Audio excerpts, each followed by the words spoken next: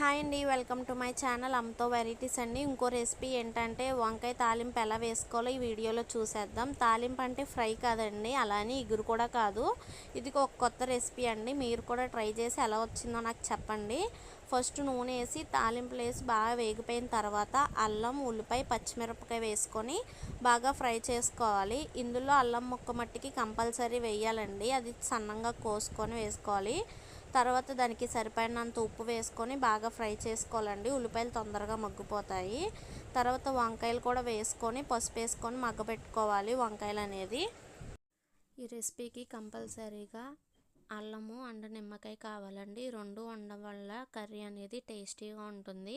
చాలామంది పిల్లలు వంకాయ ఇష్టపడరు కాబట్టి అలాంటి పిల్లలకి ఈ కర్రీ చేసి పెడితే చాలా ఇష్టంగా తింటారండి. మనం కూడా ఇష్టంగా తినొచ్చు ఈ కర్రీ అనేది. ఎప్పుడు ఒకేలా కాకుండా ఒకసారి ఇలా ట్రై చేసి చూడండి, చాలా బాగుంటుంది. వంకాయలు మగ్గిపోయిన తర్వాత సమానంగా వాటర్ అనేది యాడ్ చేసుకోవాలండి. వాటర్ ఎక్కువ అవ్వడం వల్ల వంకాయ అనేది మెత్తగా అయిపోతుంది. వాటర్ అన్ని ఇంకిపోయిన తర్వాతే మనము కర్రీ కట్టేయాలండి. కట్టేసిన తర్వాత అది చల్లారైన తర్వాత నిమ్మకాయ అనేది యాడ్ చేసుకోవాలి, లేకపోతే చేదు వచ్చేస్తుంది. ఇది మట్టికి కంపల్సరీ గుర్తుపెట్టుకోండి. Thank you for watching.